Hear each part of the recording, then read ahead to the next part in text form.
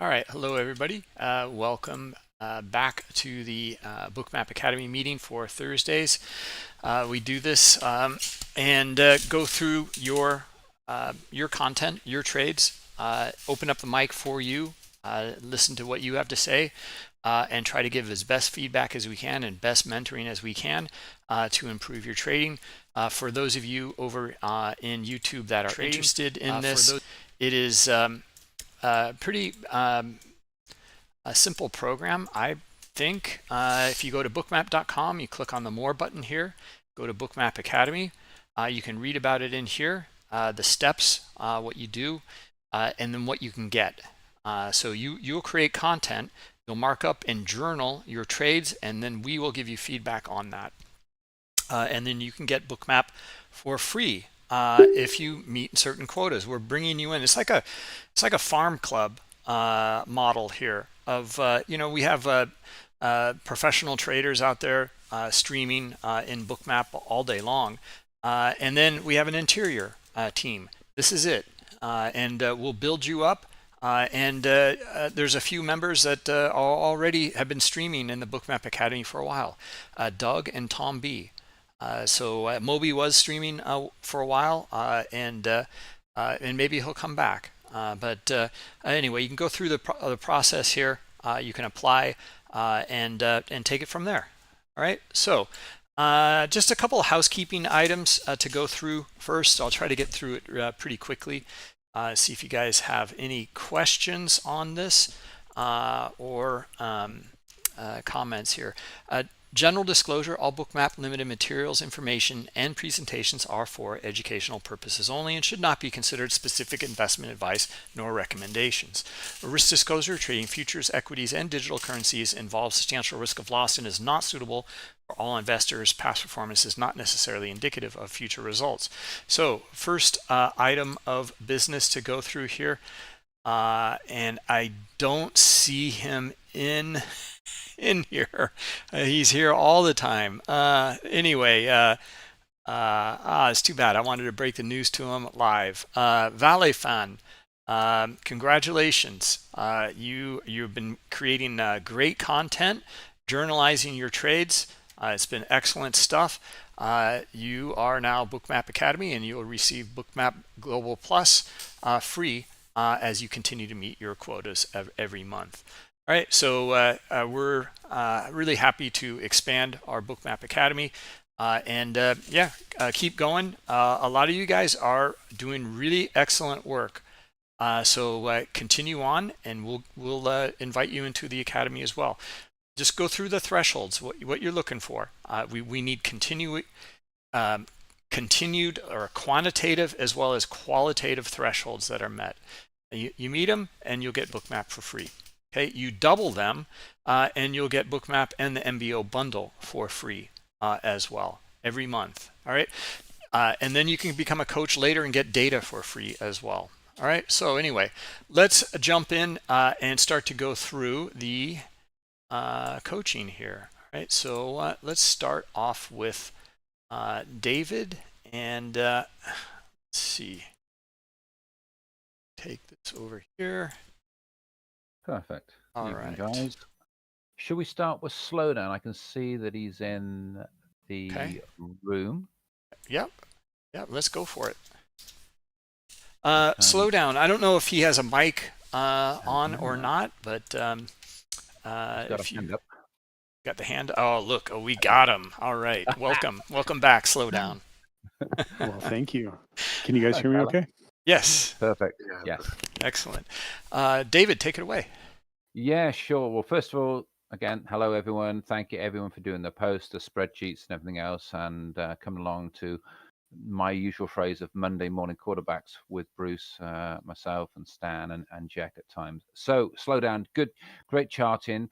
I've pulled together 3 from your spreadsheet, so thank you for that. And they're not in maybe the perfect order, but still, we've got a couple from yesterday and then one from the day before. So if Bruce can enlarge the first one from yesterday, which is the ES long after reversal, and if you perhaps want to talk us through that lovely 180 trade that you got involved with, and we can then chat about that, please. Sure. Yeah. I mean, you know, I'm looking for different ways to engage in the market. And sometimes I've realized I've kind of shot myself in the foot by just, if something looks like it's trending, just not getting involved. So I'm trying to find more places to get involved. And what I'm kind of just looking at here is almost like the, kind of resistance turns into support, that kind of age old concept where you can see where I've marked the open. We get this huge opening drive right up in there. We get a lot of absorption. Um, and then like the sellers kind of take over, but then the amount of buy volume that comes back in and just drives everything home. It kind of fit with my bias of the day of trying to get long. I've been long pretty much all week, and then so this is kind of one of those like just super basic area of interest that kind of was support or was resistance, sorry, and just trying to flip it to support. And basically, you can see where I've drawn those two little white arrows, and it says the retest holds. That's kind of what I was going on, and then that white rectangle kind of becomes the over/under level for me. Whereas if we fall back below there, give it a second thought. But at this point, it's like just get in and try to join the buyers. Perfect. No, it's a lovely chart. My usual shout. I like. We've got the date on there. I know you're on the Pacific time, I think, aren't you? A couple of hours behind, but you've marked the open, so that's all. Let's say it's all David needs to note. The thing that obviously I'm going to come on to here, Bruce, is like we had last week. We've got some spot gamma levels there. We got the volatility trigger. Did that play any part in your mind when you saw the price scoot down? What I would describe as a price gouge before going back up? Yeah, I mean, to be honest, like I don't even think I was looking at the screen during the first hour or so of open. Okay. But what I have noticed is that, especially in the last like week or two, the volatility trigger's actually been pretty significant. Yes. And so the fact that we failed to go below it, I got burned a couple times last week, not really respecting the over/under of the trigger itself. If I was here on open and I saw that big rejection, I would have probably expected us to touch that volatility trigger and even pick the stops right below it where it says PHOD. Which is common to do. Yeah. Yeah, that's a big part of my strategy is like, let's hit the area, let's see the reaction, and then let's get involved. But if I do remember correctly, I think I was dealing with some pretty big headaches at the initial open here. And so I just kind of came back to the screen when I was feeling good. And if I recall, I think that big upward move was either playing out or had just kind of played out by the time I got back. And then you just put the pieces together. It's like we're above the overnight high, we're above the volatility trigger. We couldn't pick the stops at the previous high a day, and we've been on a crazy trend in the higher time frame ever since that that whole stock market crash that rocked the world for a couple hours. So it's kind of, I've just been kind of like long, and I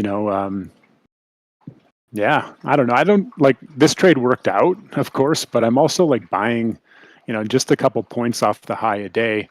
The reason I was comfortable with it, well, as comfortable as one is when they're putting risk on, it's just I had that kind of clear level where if we go below there, then I'll call it a loss. Yeah, and what of course a picture doesn't always show is if I use the word the pace of the price action. That scoot down was pretty sort of brutal, and then it picked up really quick as we race along. The other thing that I'd point out that's not on your chart, and Jack would him and I debate about what I call, or it is called, the opening range bar. So where you have the open there on the left, old school, a phrase you've seen me put in the room at times, that old school traders, they look at the high of the first minute and the low of the first minute and then the opening print. And you'll see those on all my charts.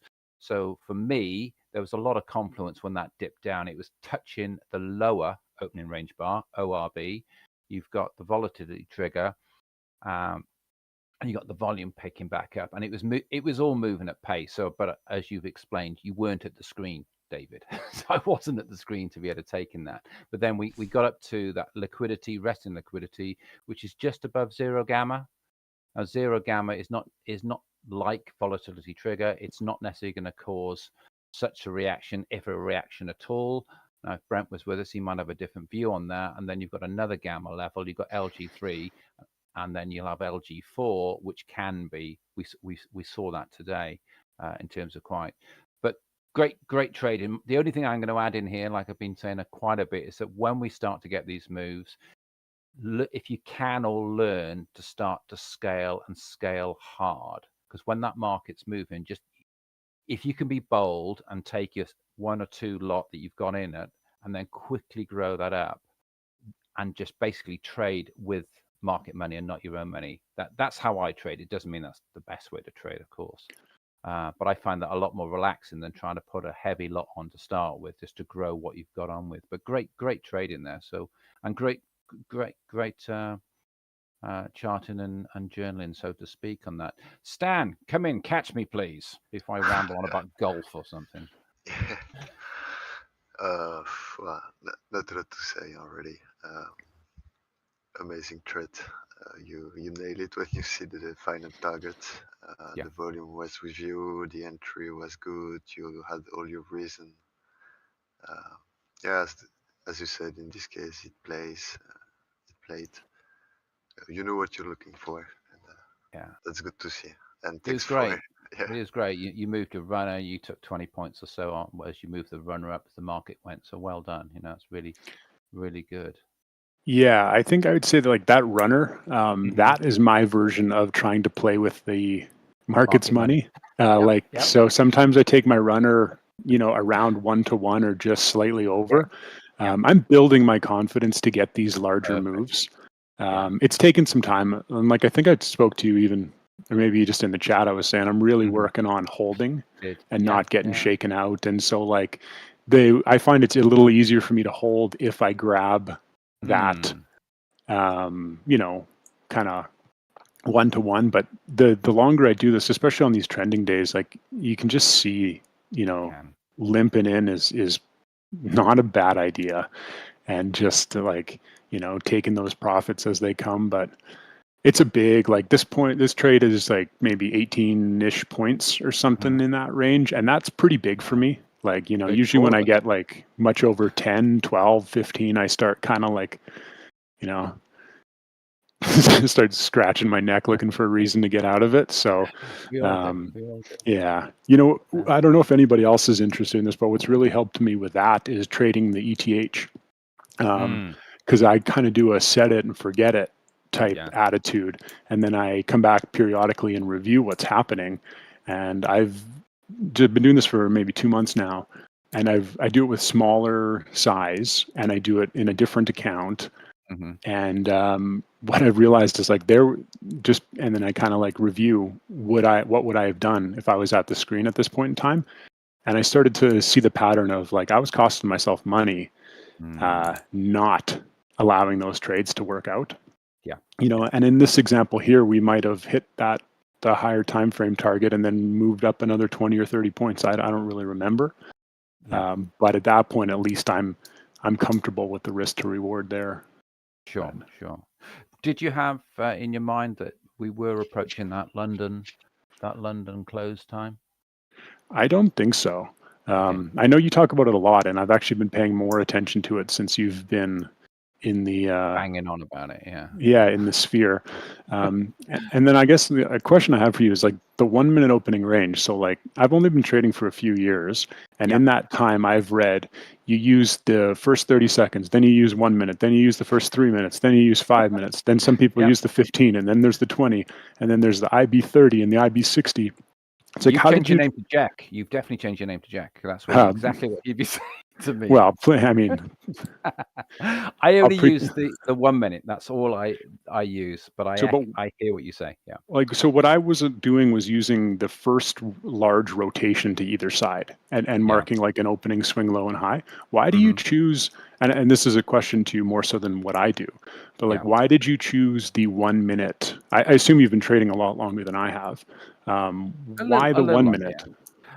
I got into the 1 minute, so it's not David's idea. It's a guy called Will Shire, who is a bit like Tom. He's written 1 or 2 books. If you look at William E. Shire, he's written a couple of day trading books. He does have a room and some other indicators that run on Ninja. And he talks about, like, from the days of being a pit trader and so forth, and what old school was, looking at that 1 minute bar. I adopted that from having read his book. I also had the pleasure of speaking to him a fair bit on Skype over bits and bobs, and I've actually run, not that it matters, various sort of beta trials for some of his stuff. And I've just found it really effective as a place where price leans into and not.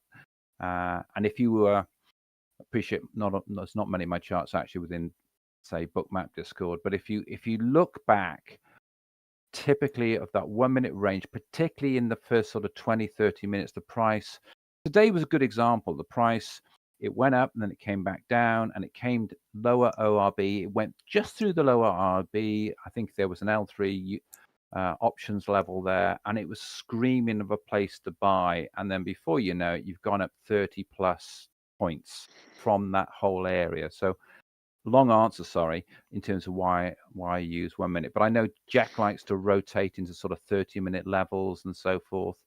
I guess as an answer, it's about sort of playing around on what works for you, you plurally. Stan, it's a VU word. What works and what you feel you have confidence in. But I've got a lot of confidence in my 1 minute ORBs, and for sure. And if you've got Ninja, it's very easy to get that, as I call it, an indicator. It just prints. It just, it's a setting that I can get on there, so it goes onto every chart that I've got. What I'll do as a takeaway for me, I'll try and put some of these charts more into the Academy room without trying to take over it. Traders. Oh yeah, I mean, no, I was just really curious. I've tried a bunch of the opening ranges, and I mean, some people say like, X percentage of the trades will occur in the first minute, and therefore you're gonna, But I was just curious, from your experience, and I'll keep an eye on it. Yeah, do. And it's not just, say, on the indices for 9:30. I run it for the 9 o'clock for gold and oil, which opens up 30 minutes earlier. And it's let's say it can be as effective on those as it can be on other things. It's also fairly effective on the London Open. So today was a good example where, as I mentioned, the price scooted down quite a bit, price gouging ahead of today's rally. And then someone just pressed the return to the ORB, or as I would describe it, that sort of dog walk, and then the button slapped, and the price goes back to that opening range area, literally to the point. So it's right. And you use the same. So you use that on like the you said crude and gold. Do you use the same on NQ? I do. I use it on NQ, which will be a 9:30. Obviously Eastern time. For gold and oil, I use it at 9 o'clock, and all my other commodities that are trading at 9, or like some of the breakfast ones that later on, that's what I use, and so forth. For London, I don't actually mark the chart. I just keep it in my mind of sort of, I can see on my C Trader, which is the charting system that I use for the European equities that some of you would have seen, because it's just a free one. So perfect. But yeah, no, let's explore that a little bit more. Bruce, you're probably thinking, where's my turn? No, I don't want to talk. I want to hear from others. This is everyone else's turn. But slow down. I mean, like you did a great job here, and I was covering the webinar this day, and we were going over the open range trade, and I really mismanaged it. I didn't lose anything off of it, but like I certainly mismanaged it, and like anyway, lots to learn from that, and more to go over on this trade. It's done it the last few days. We can get some really big winners out of these. So we find out what's moving, what's kind of, why is it moving? There's a lot of good data. And then we're going with the momentum and that opening drive in that range. We'll go through a little bit more on it because you can see the open here. This is the gap. This is the go up into high liquidity. We get the pullback. I think I got in here someplace in here, thinking like, Yep. it retested down here. We're still in it. Or Yeah. I can't recall, but I know this was it. Did one more push, and then was waiting for a pullback here. We didn't get it, and just momentum drive continued on up. And anyway, we'll talk more about it, and look at this as more of an opening drive strategy, and then order flow within that, because this is such a powerful trade. I mean, look at both of these, these days. I mean, the last like 2-3 days, it's been amazing. So Yeah. Nice. really, really powerful moves. I'll have more. I'll get back to you later on it. Perfect. Sounds Yeah. good. Sure. And I noticed, David, you had a few images for me, but if we're taking up too much time and we want to pass it around to anybody else, I'm happy to read your comments or whatever you guys think makes the most sense for the meeting here. We could do another chart. We've got one. So you had on this chart, I think we got 2 trades, if I'm right. Oh yeah, so this is basically the same trade. The same kind of idea. Yeah, you got the one that you got in quicker. Yeah, you take the mic, run with it, please. My bad. Well, no. The trade on the left, I think I did a separate screenshot of, and it's basically just a little bounce. Yeah. It's just shooting up into that little liquidity, all in, all out. Nothing fancy. And then as we break that, I start to see it like this is at the overnight low. This is the bottom of this CPI print where that blue rectangle. I start to see that as kind of like the reversal area. So we've picked the stops. Like again, a big part of my strategy is becoming like that whole kind of concept of like, how do we make people feel pain? And so like I have way more confidence entering after we've broken a level. I have more confidence entering for either a bounce or reversal like after that break. So when I went in on the left there, that was designed just to be a quick one because I didn't have any confidence that the bottom was in. And then after we got that extra flush down and saw the big reaction from buyers, that's when I started to kind of believe it, that maybe this is over. The overnight low on this chart here was also the SPY's volatility trigger, to repeat what we were talking about before. So there's some alignment there. I'm kind of watching the SPY for just the very big levels nowadays. And, I just I've been following Mayhem, who does his streams on Tuesdays. And I really like how he kind of brings in some of the options impact. And he says time and time again that there's $1 trillion worth of notional value transacting on a daily basis. And so I'm kind of starting to put that into my bigger picture of just in terms of up, down, or sideways. And so we kind of get to that level.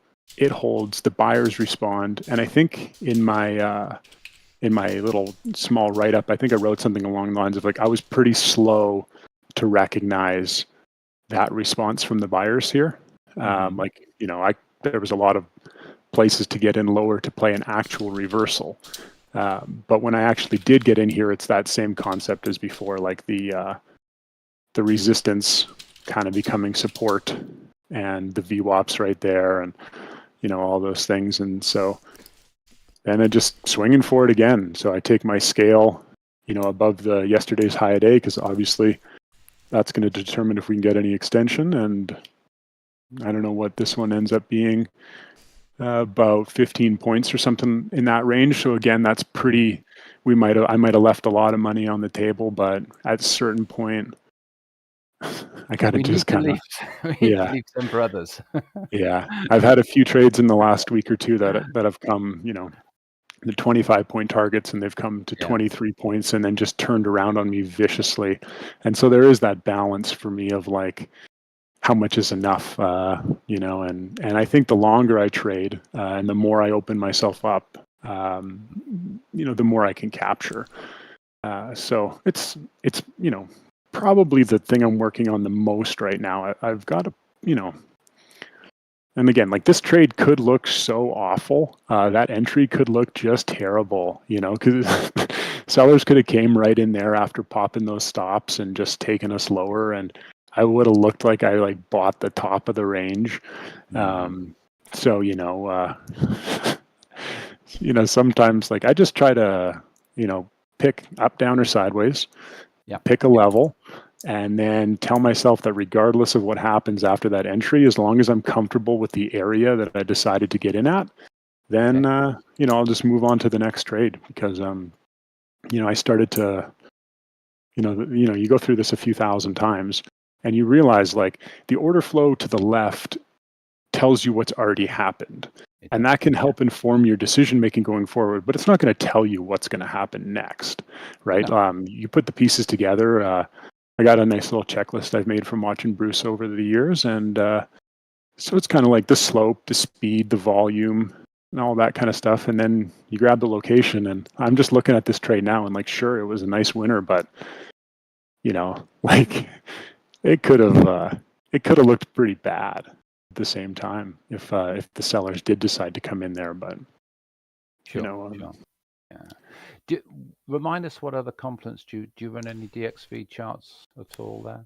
I've actually recently switched to TradingView as my charting platform. I used to have Rhythmic, and I got real serious with precision charting and everything. And then I just started to go kind of Bob Ross and paint with a wider brush. And so I got like I use the QQQ and the SPY and the SPX for my indice levels. And then I have the Mag 7 kind of up on its own little thing. Nice. And then I try to usually bounce back and forth between the ES and the NQ depending on what looks easier to read. If we're in consolidation, I kind of like the NQ more because it tends to break its structure, which is like kind of I look at it as like a mini spring. So like if we're consolidating, I tend to choose the NQ. And if one of them is showing strength or weakness in a trend, then I try to get involved there. But it's I don't know, the longer I'm trading and the better I'm getting at it and the more success I'm seeing, like the more I'm kind of at the point of like, you do your best before you enter, and then it's kind of up to the fate of the market gods, Yeah. I've stuck in the chat a little share from today. So we're talking about options. You'll see Tesla there. This caught my eye and a lot of other people early on in the RTH session, because you can see massive amount of options on the let's say on the bid on Tesla, which was a huge sign that we were really going to go up quickly at some stage. Now, as always, these things don't work some days, and the days it'll be going the other way. But one thing I'm doing is looking not just at those levels.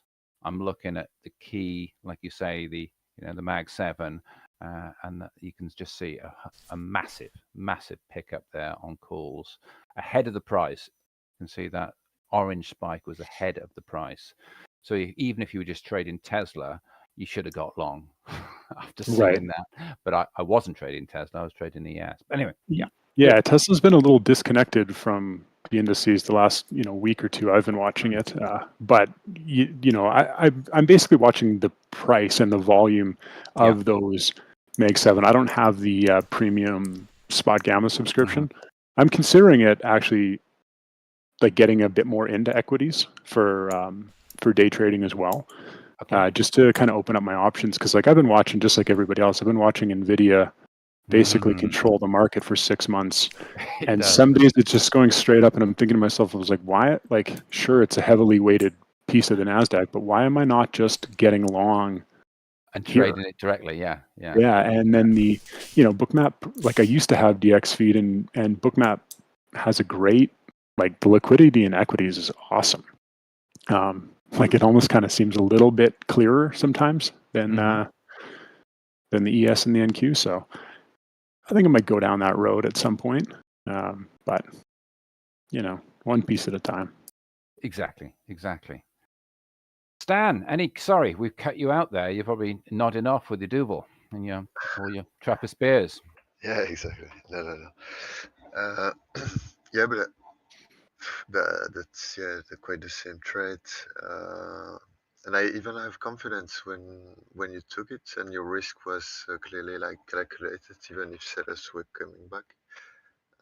I mean, the risk reward was clearly in your favor and it played out. Yeah, not a lot to say. Just good shot. Brilliant. Right, should we swing thanks, back Dan. into Bruce? Yeah, I mean, well, first off, like Slowdown, your comment about order flow not telling you what's going to happen, I think it can. I think the way that you zoomed out like this is, I would agree with you that it shows what happened, but not what's going to happen in this view. I mean, you could even say, like, you could make an argument and say, like, well, this would be your target up here, that longer term liquidity. But when you start to zoom in, I mean, that's why people look at the dome, is to understand what is going to happen with more precision. And Bookmap does the same thing, just on the chart with a graphical representation. There's more context. It's a kind of a composite view, not just one side. Yeah. Can I clarify? I didn't mean to be dismissive. I actually meant like there's no guarantees, right? Like obviously order flow is an enormous part of my trading. Like I'm not dismissing it. I'm just like saying that, like, sometimes, like it can help you build a better prediction or hypothesis about what's happening, where it's happening, and what might be happening next based on that. But there's a lot of fake outs as well. Yeah, sure. And so like I'm not like, I mean, obviously, like Bookmap is my primary tool. It's on my main screen. I stare at it all day long. Like I'm a full believer.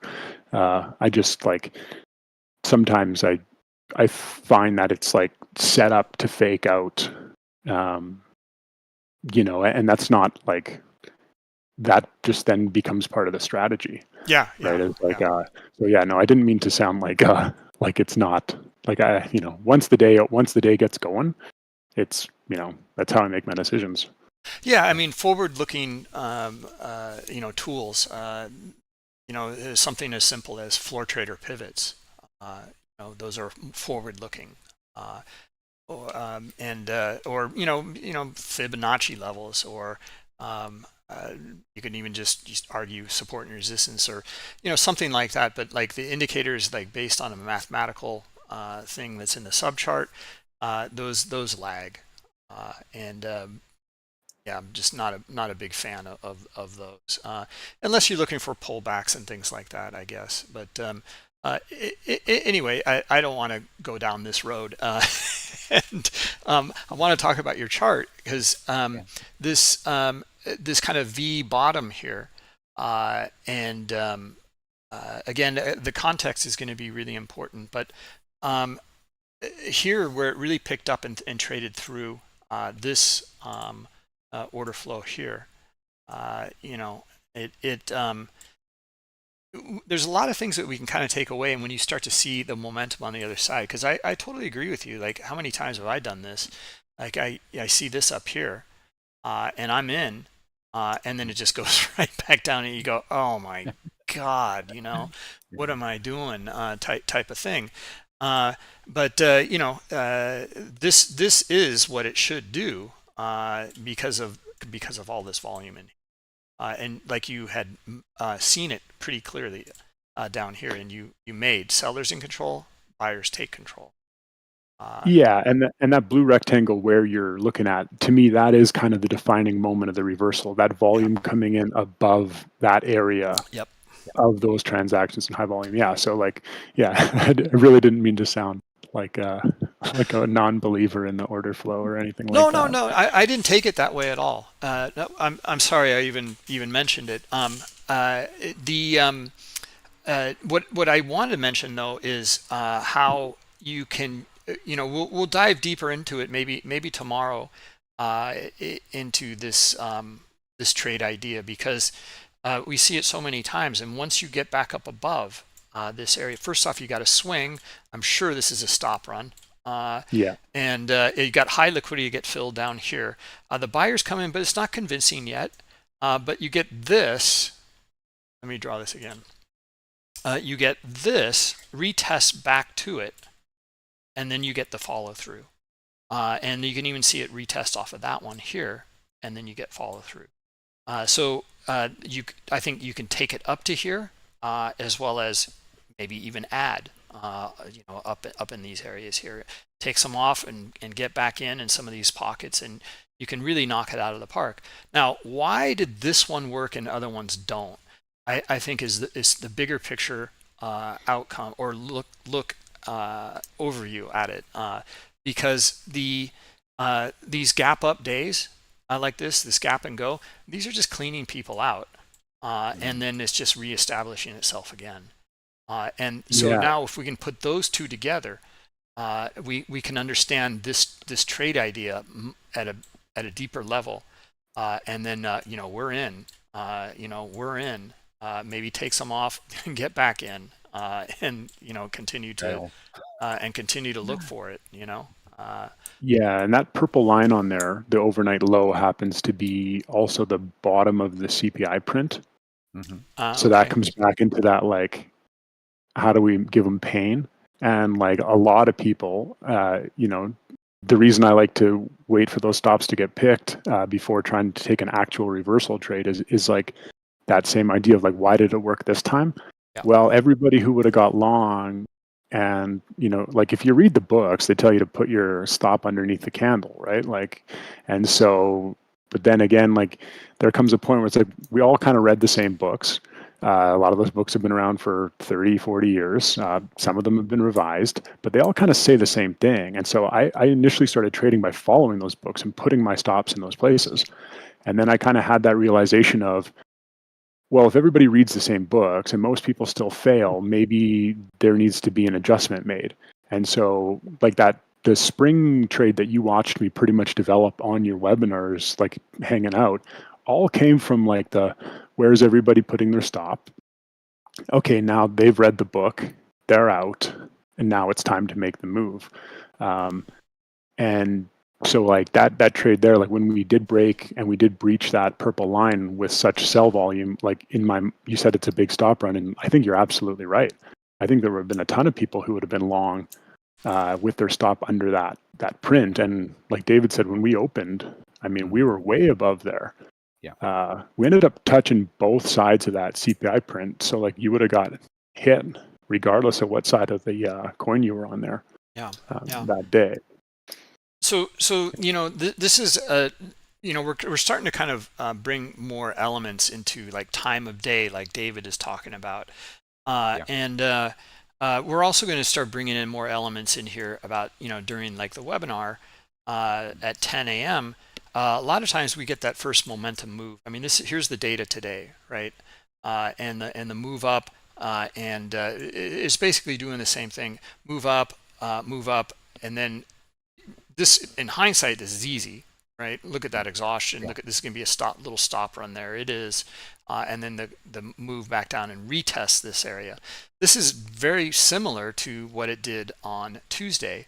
So we're going to start looking at this time frame between 10 and 10:30 for the pullbacks within momentum moves as well, because so many times there's been so many times when we're in the webinars and we're like, wow, it's a huge trend overall. End of the day, it was a huge trend up or a huge trend down, but we were trading the opposite.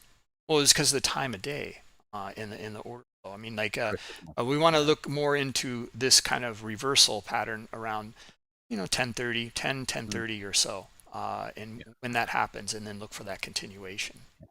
And that, Bruce, is the chart that I was sort of verbalizing from today, where that pullback, as you say, sort of 10:20 or so, 10:30, is pretty much back to the lower ORB, the 1 minute ORB. If you put a line across there, ish, call it ish. Yep. It did slightly breach it with a couple of points, and there's a gamma level there, and it was a shoo-in to look for the flow to go and get long. Yep. Yeah. Exactly. Which it did.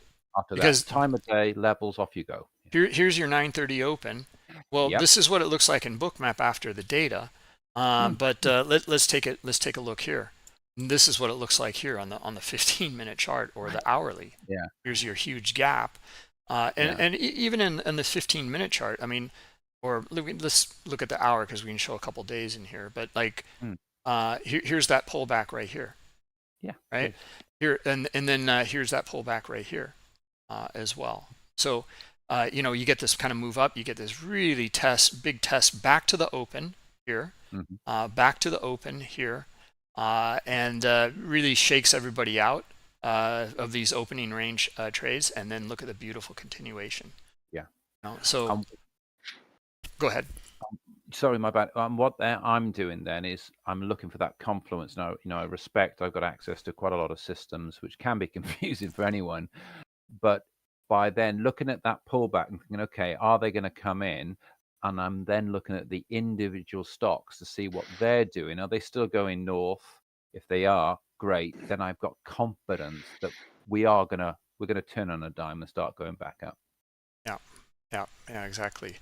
We're going to start to kind of expand more into some other ideas. And again, guys, I mean, like these are just some concepts and ideas that are well known, but we're going to look for them in Bookmap to give us that insight. I don't know if there's any more comments on slowdowns.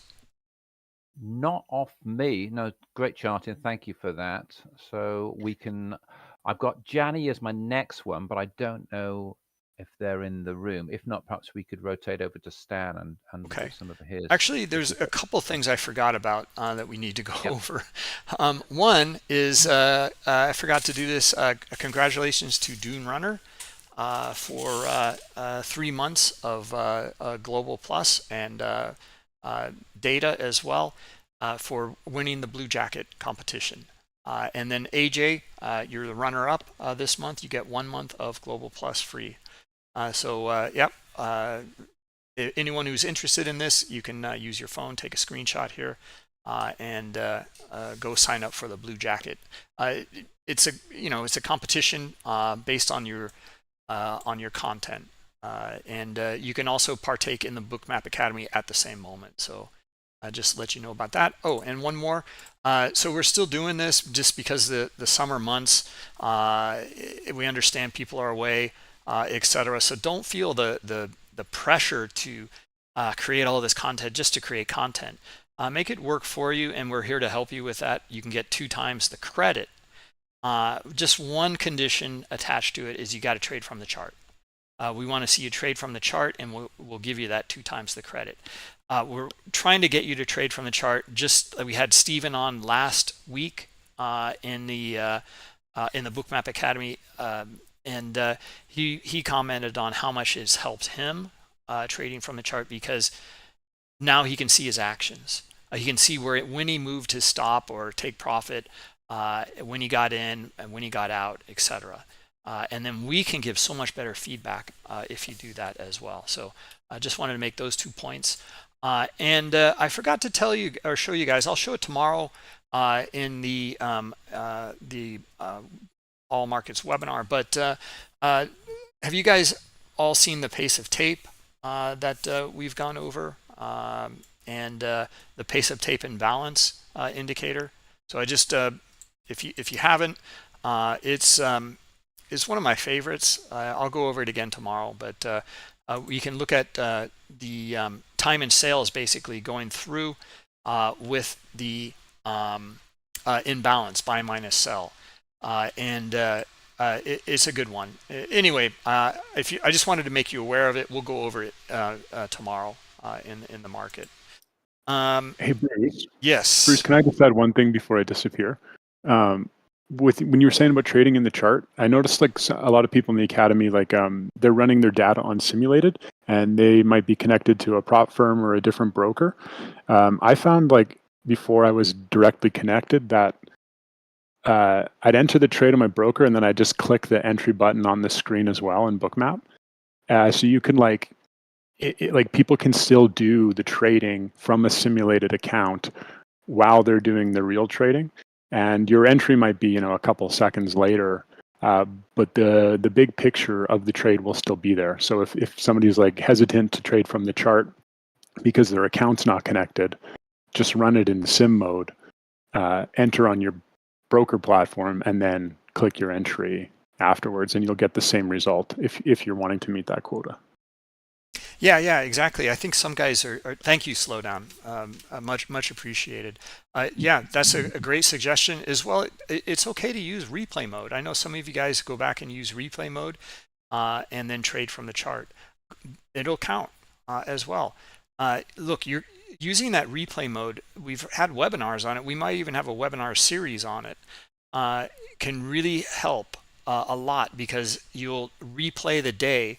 And just like we're going through right now, if Slowdown goes into replay mode now and goes back and looks at some of these trade ideas that we're covering right now and then retrades them in replay mode, you're going to get a lot better, a lot quicker. It has to happen. Yeah, if I was doing all my trades in replay mode, I'd be selling courses. Oh man, I would look so good. Yeah. But no, I appreciate what you're saying, and thanks for the time, David and Stan and Bruce. I'm going to disappear from the microphone and just listen for the rest. Okay, thank you so much, Slowdown. Thank you. Thank you. All right, let's see here. Who is up next? So Stan. Yeah, that will be Rob Davis. Okay. I don't know if he's here. Yeah, I think he is. Yeah. Shoot, where are you? Okay, here we go. Yeah. Okay. Rob is up. All right, go for it. Yeah, perfect. So he was going over trades a day. We took a lot of stop, as he mentioned, like in his description. He was about like $100 bucks, and then he got back to minus 700 and more. And so I think it's very good to share those days that clearly not goes in your favor, and you will learn a lot from them. Just I think you really need to remember it and know why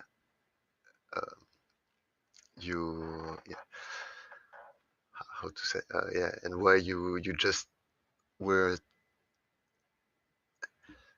sorry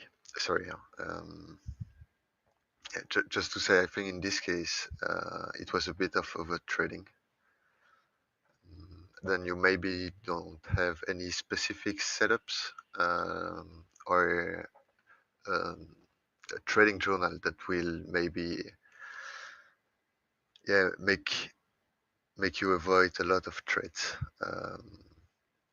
Like, for example, setting a maximum trade per day, or a time between trades, or max loss per day, even like when you are in the profit. I think that's some key element that you should consider before trading. And that was on your Top Step account. I don't know if it was a live one. And I guess you might get more emotional when you are on the live one, and it's really important to have some rules and stick to it. I don't know if you have anything to say about this chart. Okay, can you hear me? Yeah. Okay, yeah, I had some issues with my microphone just now. I had to switch to a different one. But yeah, what was going on there was overall it was a continuation up. It was an uptrend day, so I was just trying to get in longs, and I just kept hitting those stops every time, and I did a lot of damage to my Top Step evaluation account. So that was last Friday. Since then, I haven't traded because I'm just watching stuff, I don't have any confidence in what I'm doing. So I'm just going through replay mode and thinking about, why didn't I stop doing that?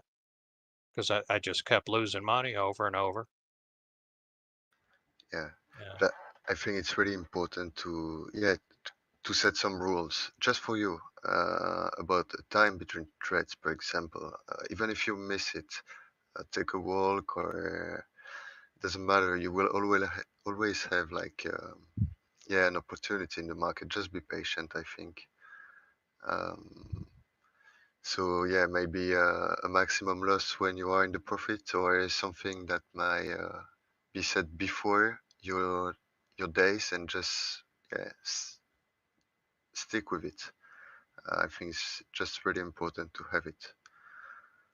Mm, and even like if you could maybe give us explanation about your entry or the key element on your taking in consideration to take this shot.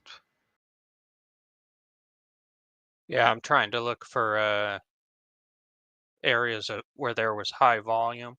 I figure, marking things down that are time related aren't really relevant. It's more about volume, and it's really more about the order flow going on at the moment. So, you see different high volume nodes, and I'm looking for what kind of reaction's going to happen at those. And, pretty much other than that, we got that video in the learning center for the flag patterns or the continuation trades. That's basically what I'm doing.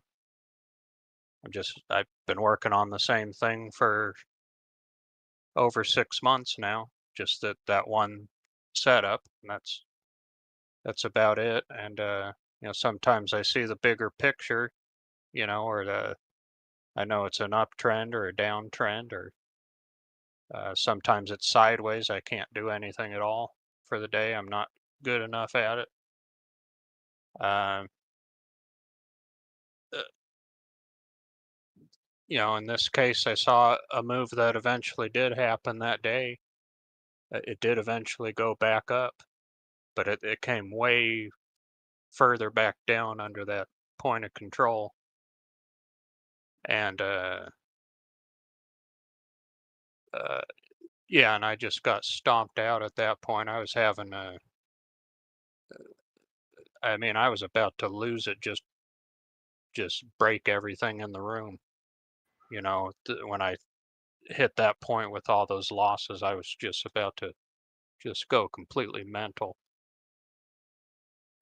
Yeah, and it's normal. So, and I think it's why it's important to set rules for you and to learn from that day, and even like highlighting it, and just don't repeat it. Like about your emotion, how you were, what you could avoid, how, and just keep building confidence and look small. Yeah, because it's like when I take any loss, I take that as that's a threat to my survival. That's a personal failure rather than it just being, this random outcome. Yeah, yeah, Because I'm trying to get in here and make money. That's the sole purpose of doing all this is get in there, make money, get out. yeah. But So I take it like it's a personal failure rather than some random outcome, which is it. It's just random outcome. We see certain behaviors, but we don't know where things are going to go for certain. We just have some kind of general idea, and then the market does what it does, and all it takes is one big player to come in, put in a whole bunch of volume, and swing it in a direction that you weren't expecting. yeah, true. But that can lead to a huge impact in your next day, for example, if you can't stop like a day like this, for example. And so yeah, maybe considering to set a smaller loss that you could uh, yeah then you could take back like in a few days, for example, or the next day, and maybe not taking like a hard one like this one, and having a and be down for the next day, for example, with the hope of taking back, and you would just maybe lose much more. So Yeah, I'm trying to get back on it, but I've just been too afraid to pull the trigger on anything since last Friday because of how bad that was. Because that put me down almost $800 on that evaluation account, and I was doing pretty good. I was about halfway towards passing it, and now I mean, that day I just barely avoided, taking the maximum loss and yeah, having to reset it. and yeah, exactly, and it's why I think maybe if you lower your max loss, or if you consider then if you're in profit and you go in the in negative, you could maybe just stop. Just I think you can feel when you are entering in this mode, and that's great. Then you take it, like you take a picture of it, and just remember, like when it comes, it's maybe time to close your screen and just move out, or you shouldn't react like that. So obviously I think the amount was too big, and so it will be maybe better to set another protection potentially. Like you can have a day about minus 300, for example, or something that you feel more comfortable, and that will not just kill your all trading weeks. Uh, just be more patient. Look at really key elements. Took less trades, maybe more.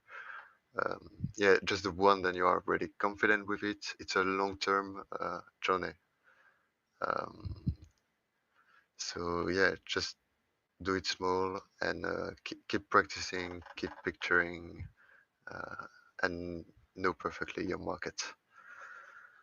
Okay, yeah, that's all good advice there. I'll keep working on it. And and then that's good for me. I don't know if David have anything to say. Well, thank you. Yeah, no, thanks, Dan. Thank you, Rob, for sharing, because lessons here for all of us, and I'm sure many of us have also been in a similar place when I think it falls perhaps under that word of sort of revenge trading or something like that. Oh yeah, for sure. I mean, I was just boiling I angry, bet, where yeah, like that probably blue mist, red trip mist, trip. thing. Yeah, I mean, I was getting tunnel vision, Yeah, just wanting to punch a hole right through the screen when I was taking these losses. yeah, yeah. When you look back on it and on these particular trades, were those or most of the trades within your trade plan and your setups, and they just didn't work out, or was it just you were just swinging in the wind and just hoping you're going to catch a move up, so to speak? Well, when we look at this in hindsight, we can say, "Oh, here's the perfect place to Yeah, set it up," but that is not how it is at all no, when you're looking at this in real time. yeah, You start to see things in the order flow, like mm, this day had a lot of chop going on, yeah, and it eventually did go upwards. It did the day eventually. If I remember right, what day was that? That was let me see real quick. That was the 9th. mm, Look on my other chart here. Yeah, so eventually, or no, it did come. It kind of had a little mean reversion on Friday, I guess, is how the day ended. okay, okay. But there was a period where it did go up quite a bit. On your prop account, apologize, I don't know really much about how prop accounts work, but do you have what I describe as a watermark? So on my trading accounts, I have watermarks that if I get beyond a particular loss, the account, I can't actually trade unless I go in and let's say, unlock it? Yeah, you can. Oh yeah. It has a maximum loss of 1,000 per Okay. day, No, but you can even set one for you. maximum before you blow the account out is 2,000. But could you set that to like $200 as a watermark? Or Yeah. is it I think all of it's fixed. I it's can't fixed? I Okay. can't adjust any of that. Yeah, you can. You can. On I don't know what you're using, but if you want, you can even like close all your position after an hour. You can set Liquidate that it, yeah. quite. Yeah, exactly. You can do it. Yeah. And mine does that I might automatically. have to look at it because it's top step. So Yeah, I and don't yeah, know if that's any of that stuff's adjustable where I yeah, can yeah. You have it can. shut me off. You can. You can. But we all feel your pain here, Rob. You're amongst friends and family here. We all feel your pain, and Yeah, because you it's like I'll be keep yourself low. doing all right for 2 weeks, Yeah. or 3 weeks or whatever, and then I'll have one of these days where I just like completely blow out a week or two worth of work. Yeah. And I know from my statistics, what I'm doing when I don't get my emotions in a way, it's got a statistical edge to it. It's a little bit over 50% win rate. Great. Reward to risk ratio of about 1.4 to 1. Okay. Okay. Good. So it's just my emotions getting in the way because this is so incredibly stressful and rage inducing. It's just well enough rambling on about that, but No. I think everybody gets it. We do. Thank you. Do you set sort of like objective targets for income per day, which can be put additional pressure on all of us, or do you just look to have a good day versus a bad day in a sort of a broad qualitative approach, Rob? Uh, well, I'd like to make it at least 200 a day for Okay. it to feel like it's been a Good decent yeah. day where I've accomplished something. Mhm. If I can hit $200, Brilliant. then it's like I accomplished something. If I Yeah. finish Yeah. a day where I make like $80, then that's like that's ridiculous. I could go flip burgers at McDonald's or something. Mhm. And The- is that a pressure for you every day? What I'm in that $200, or you're like, want to say relaxed about it because that might be putting additional pressure on you during the day where you are at $80 and you're thinking, damn, I've got to go and get some trades in now. I've got 3 hours of trading left, 2 hours of trading, 30 minutes of trading. Shit, I've got to go and get something. Or you look at it at the end of the day. I think of how Scott talks about not looking at the P&L during the day. I mean, I'm trying to do this for a living, so it's all about the money. It is for all of us, I think. Yeah. So it's hard to get that out of my head, shut the P&L off, Mm. not look at it because I'm going, here, I'm in this to get my money. Yeah. I don't know how anybody can get that out of their head, because this is to make money. There's plenty of other things I can do that I know for sure will get me a paycheck, Yeah. but True. it doesn't have the potential trading does. No, it doesn't need, particularly on futures, the leverage that you can get. Yeah. I really So appreciate you sharing that. Bruce, wise words from you, sir, maybe? No, I'm with both you and Stan, and and thank you so much for sharing, Rob. Really appreciate it. This is, I think, what everyone goes through, for a while. So some of the comments in the chat are pointing toward videos, etc. So you might want to check that out in Discord, Rob. And Stephen and Shark Blue and some others are pointing to this trader psychology video that we did with Sean and Donkey Face. So you might want to watch that one. I thought it was really good as well. So that might calm your emotions, because you don't want to be making emotional decisions. No. And that's where you can just lose it. People can just lose it. So I would suggest maybe checking that out again. Steven said he's seen it like 4 times now. And then also too, I'd like to back up, and I just would I see a lot of trading, and I know that you're studying that flag and continuation pattern, but I'm wondering about checklist, and did you have these elements in there? And I think further down towards that VWAP and the point of control, because those are high volume areas. Those are some of the main things I look for. I know how price bounces off, tends to bounce off of them, a lot, far more often than not. You'll see a bounce off of the point of control or the VWAP. A lot of big players are using those as their indicators or whatever, entry exit points. We discuss that a lot on the. Yeah, I mean, like if I just look at this, I mean, like where I think number 1 in the checklist for the flag pattern is having a consolidation and a break. And I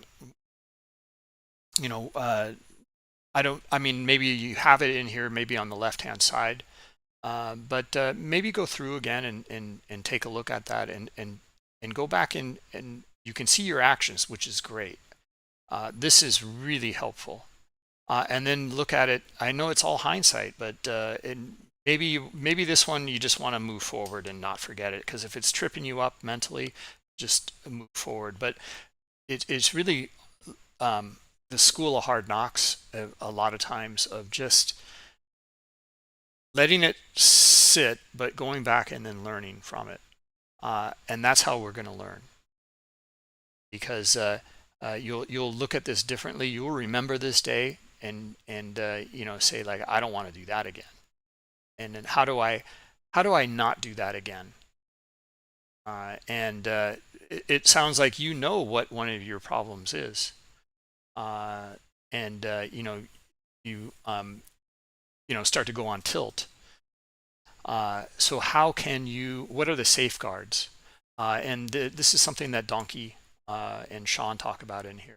So I saw this sports psychologist talk some years ago, and he was saying, like, he was, I think baseball was, major league players, so it was his forte. But he was saying, like, a pitcher, for example, when everything's going right, hey, no problem. They know how to handle that one. But when it's going wrong, how do you handle it? And at least, try to pull back to something that allows you to, either continue on, because if you're on the mound and you gotta play the game, you gotta continue on before maybe you get pulled. So how do you make it through, and make it and not let it just melt down? And maybe I don't know, maybe you take a break. Maybe you, like Stan said, put in your limits, or David was suggesting that it's just $200, and you're out. That's it. And these are just some ideas for considering later.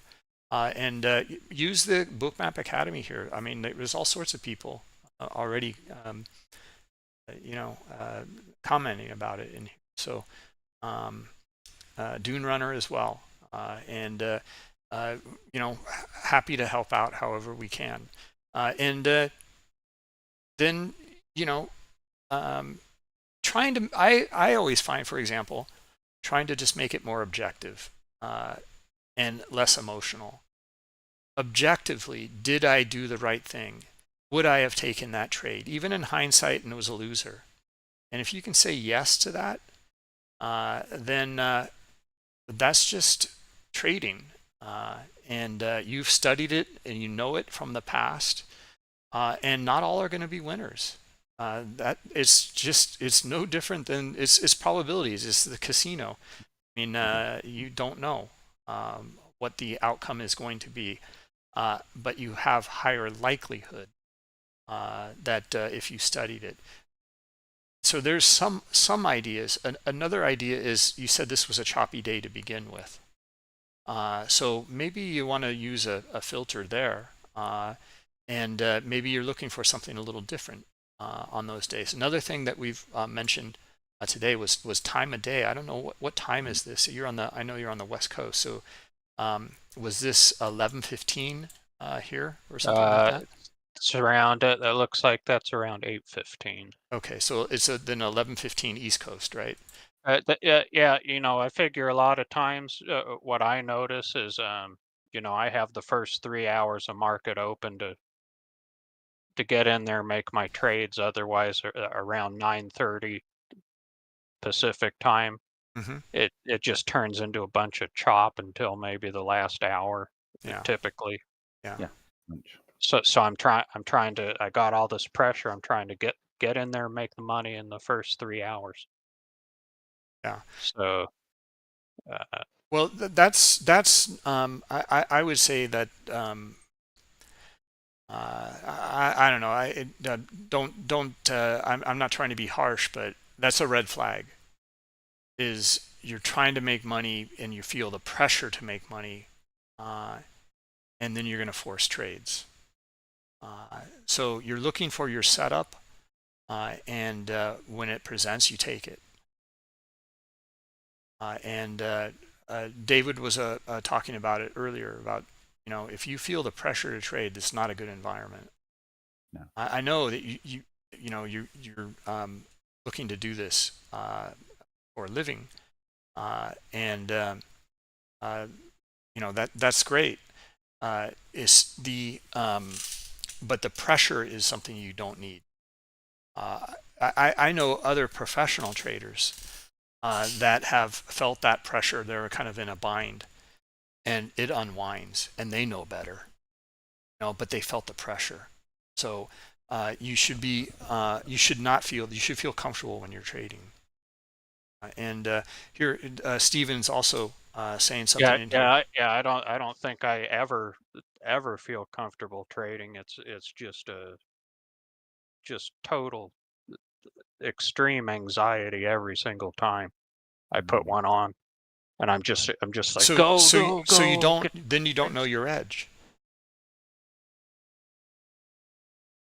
Yeah, I mean, theoretically, the stuff that tracks what I do says that it does have an edge if I don't just lose my marbles, Then I think we went over like something Robert Rother does of a simple VWAP trade, and maybe just look for when that sets up a simple trade. Get in, get out. That's it. You're not trying to do more. You're not trying to get runners. You're looking for a very high probability thing to work. It's a momentum trade, and maybe it's a momentum trade just for a little bit. Yeah. That's all I've been doing is just singles. I have a bracket with a stop and a limit, and I just adjust those to what I think are appropriate areas based on the order flow. Yeah. And I mean, typically, I mean, my evaluation account, it's still positive from where I first started, but that was a huge hit on Friday. That was almost $800 down. Which I don't know. Maybe other people are thinking, "Oh, that's not much anything." To me, that's a pretty big number, because I'm thinking of all the other jobs I worked, Sure. And I'm thinking, "Wow, I just lost a week's paycheck." But then it's just an evaluation account too, because Yeah, I it's have to ridiculous. pass the thing first before I start actually making money off of it. So, and then I'm just frustrated because I'm like, God, I've been working on this thing for over 2 months now, and I'm still It pretty far away from passing the thing. so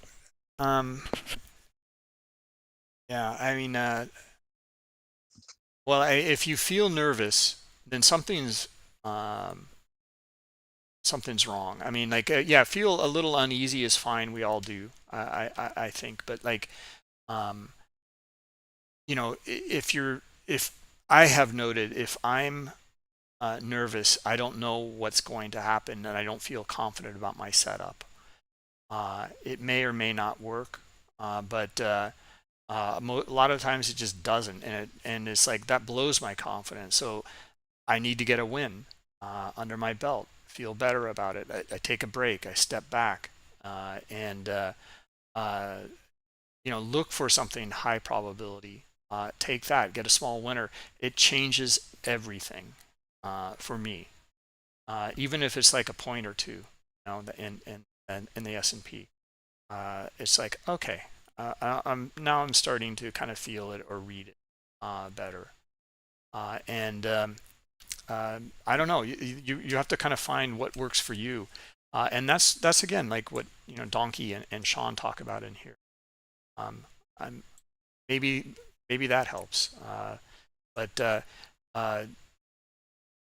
yeah, I mean, I've heard this so many times from like other traders, like FT71 recounting stories where he had a prop room and you'd see these people, they're doing just great, making all sorts of money on a strategy, and they give it back all in one day.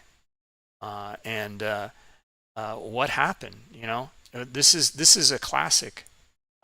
So those are the things we want. We want to avoid those days, and take this day, and it's a learning opportunity. And how do I avoid that? And there's a lot of things. I mean, heck, we can, in hindsight, like armchair quarterbacking, just like David is saying, this is easy for us. We can sit back and go, well, look, there's high liquidity down here. It traded into it again. You got VWAP, you got point of control, looking for a bounce at that time. Maybe it did go up at that point, or traded up into this high liquidity. But or look at the move, and then here's your break, and like there's all sorts of things. But have did you follow your setup in your checklist? Like Vinny he's been really good with putting a date and his checklist on there. Does he have this? Check. Does he have that? Check. So anyway, Rob, I really appreciate. I hope it was helpful, and you got a lot of good help here in the chat and in the academy. Slowdown, DNT, Hector, Steven, Dune Runner, Shark Baloo, and then from the coaches here as well. Definitely. Yeah. I mean, it's just. I mean, I'm sorry if I ramble on, but my God, this is just. It's just so incredibly stressful and frustrating, and I'm just trying to make some damn money off of this. And it's just, and I'm just going, is this impossible? Is this ever going to happen? I mean, look, I'm just like, I, like there's times where I'm just like, man, I'm just gonna have to give this up and go find something else to do. Because I just sometimes I'm just like, I don't know if I can come up with a checklist, because is this all a bunch of random voodoo nonsense? And I mean, is this thing just totally random? Sometimes I'll start doubting it, where I'll be like, this is just a slot machine, and everything is nonsense. Rob, can you, within your account, are you able to trade other futures? I'm not suggesting you should. Yeah. But Well, I have data for just for the CME exchange. So okay. I mean, I've tried things like NQ, Well, I can't read that very well. And Whatever's in the CME exchange is what I can trade. because some futures do trade a little bit more trending. They're a slower pace. And ES at the moment, if I repeat what Moby said, or I said last week about Moby, ES is the new NQ. So it's Yeah, pretty I don't know if pretty wide. bonds are better or the there are euro still, dollar. Shipping snap. yeah, I think really like bonds might be a good idea. Yeah, obviously because I'm doing it, but yeah, it's heavier, slower. Um, you might have more, less signals, for example, and might avoid you some fears potentially. But it's not because you're on bonds then you should avoid ES.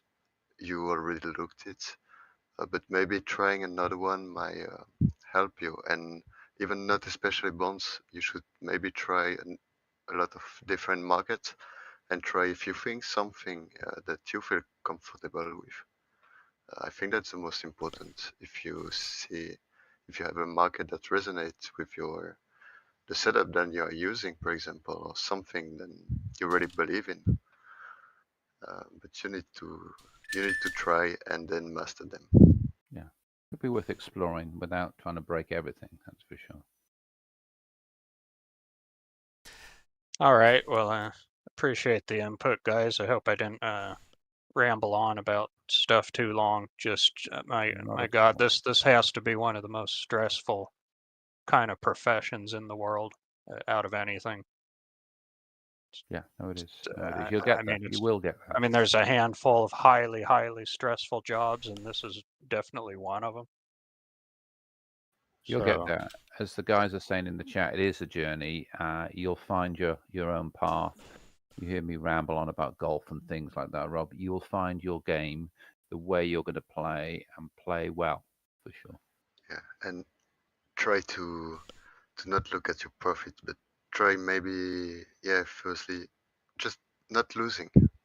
Yeah, don't take a lot of trades. Try to be cautious with what you have actually. That's a chance actually with profit. You, yeah, you can pay a small amount and then you will have, I don't know if you took the 50K, but I guess 2K. Just don't mess with it. Look it small and you can scale quite, yeah, that will be so fast when you will have it. But at the beginning, just try to not lose. Be patient and look small. All right. Thanks, guys. We're all here for you, Rob. Remember that. Yeah. But thank you for sharing. Yeah, thank you. Yeah, thank you, Rob. Let's see here. Who do you have next, Dan? Will be DNT Matter. Okay, here we go. All right. Again, so I took that one because, as he said, like in the description, he has like a lack of sleep before this day, and so he took some random execution. I don't know if it was part of it. And so yeah, firstly I will let DNT go through this one, and then we'll see. Yeah, it's exactly what you said.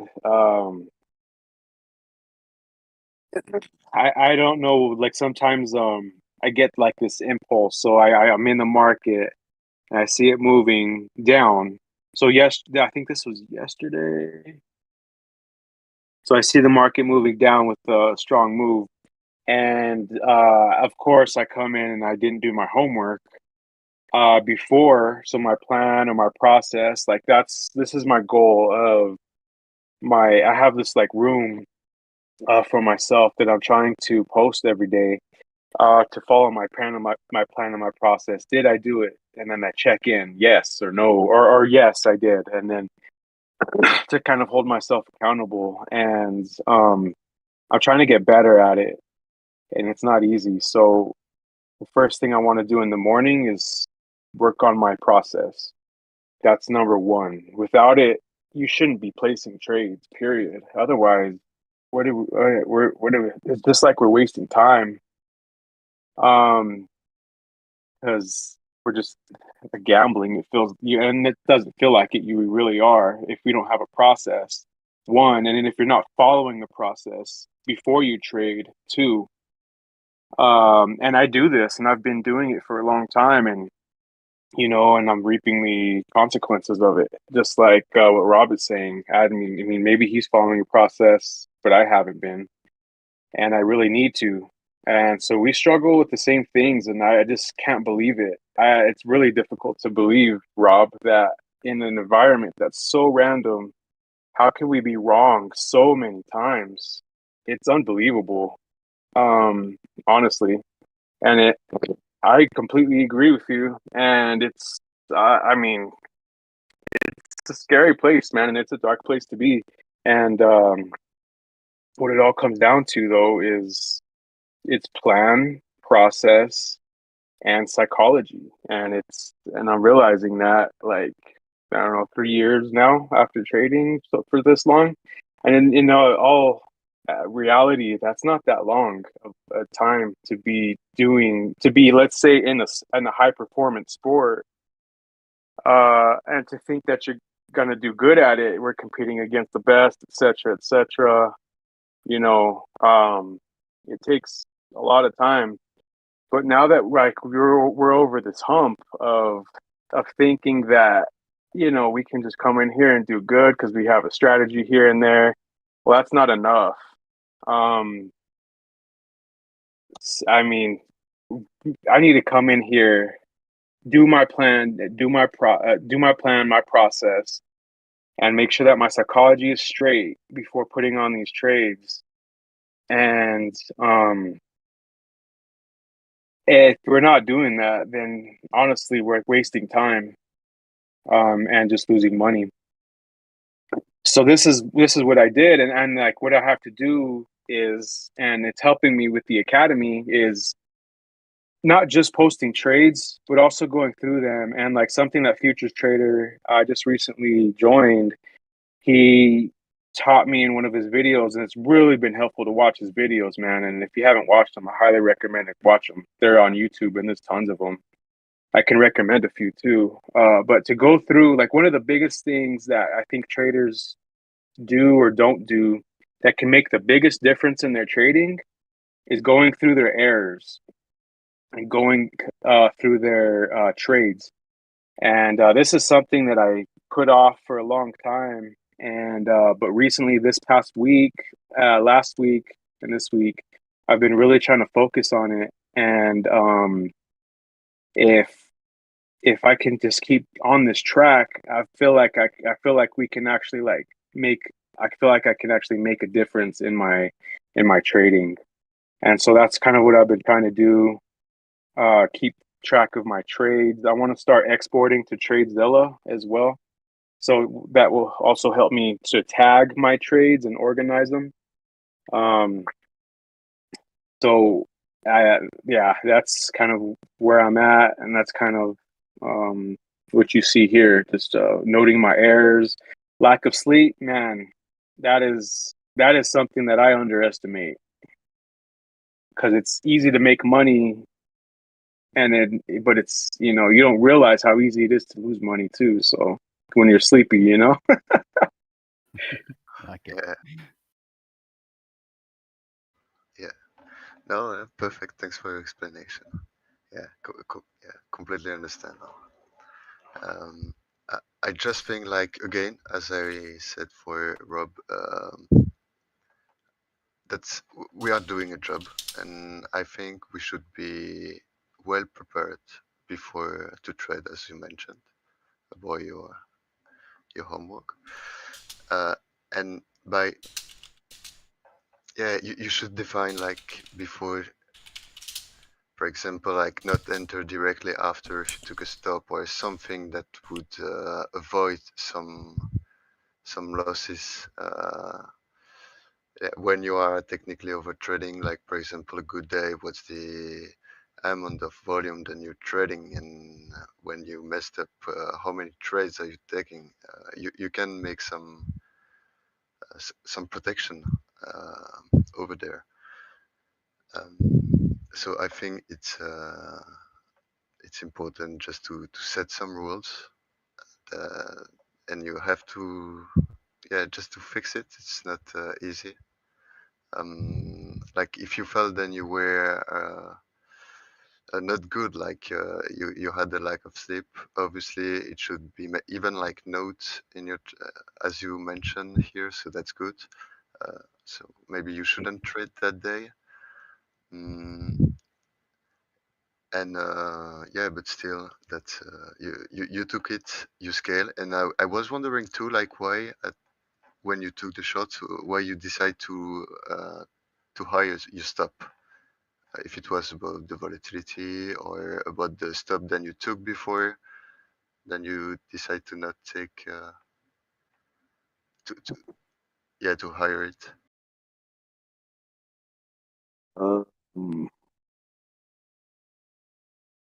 the second entry, on the second short. Yeah, exactly. The second cycle. Let's see. Oh, even higher and higher. Man, it's let's see. I was looking at the structure. So like if you look at the SVP column. Yeah. Okay, and you see that high volume node above. Just above the low volume node. Yes, above, even higher. Right there. This so one. Okay. Yeah. So this is something I've kind of been working on that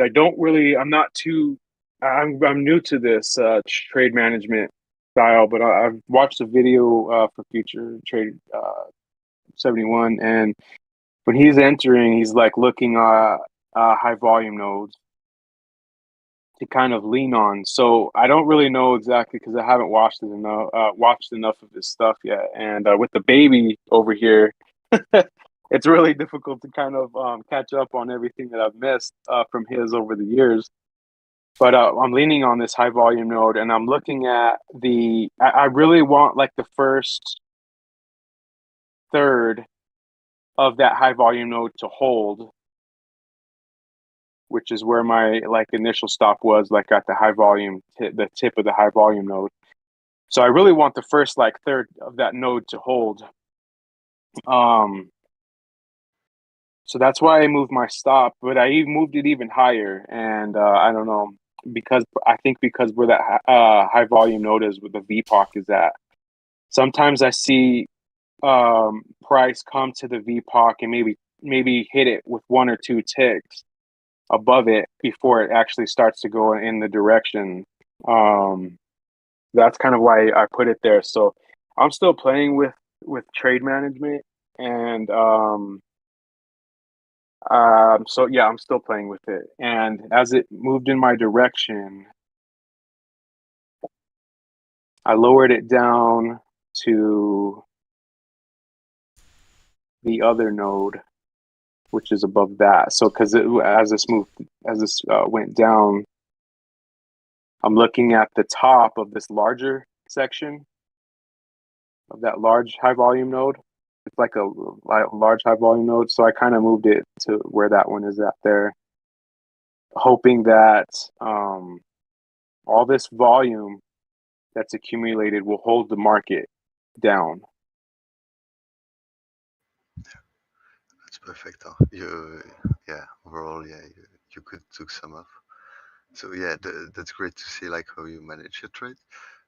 So I was just even like thinking why you decide to took your so yeah, no, actually that's perfect. Just you took it. And so, as you mentioned, it would be great to have some key elements. You just said it. And that's a good job. I would just say maybe try to focus to one setup. It's great to have multiple ones, but that's good to master one of two and go deeper in the money management that can potentially lead to a big difference. Okay. Definitely something I've been working on. I'm cleaning up my charts as we speak, and like my higher time frame charts as we speak. So I'm looking more. I'm really trying to focus on a top down approach recently. So yeah, it's definitely something I'm working on.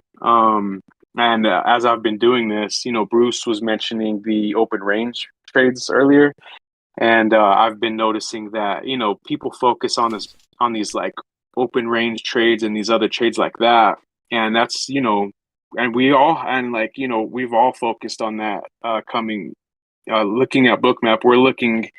We're kind of looking closely at these like bottom up approaches, and these bottom up approaches, when I've been working on the charts lately, these bottom up approaches ultimately have to fit or should fit in the top down approach. So like like looking at the higher time frame.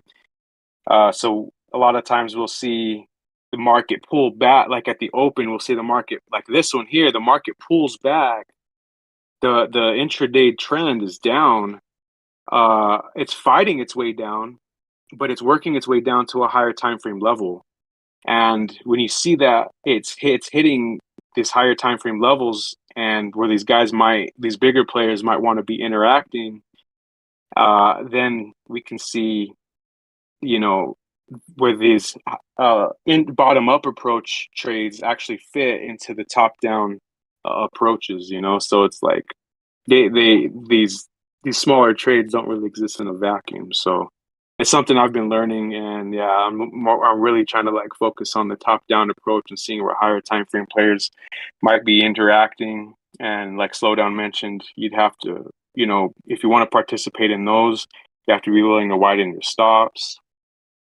Yeah, it's pretty crazy. And then looking at this trade, it's just kind of like a bad trade.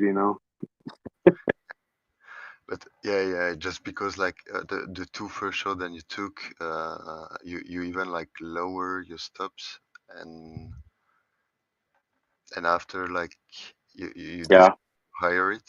So yeah, I was just like wondering. because it's like I know I had entered like in a crappy trade, huh?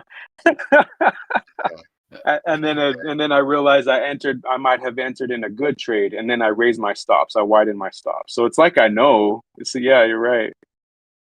It's like I All you knew need I to was in a do, bad trade.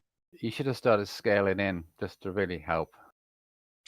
But, sorry. Oh, Don't I learn know. the habits.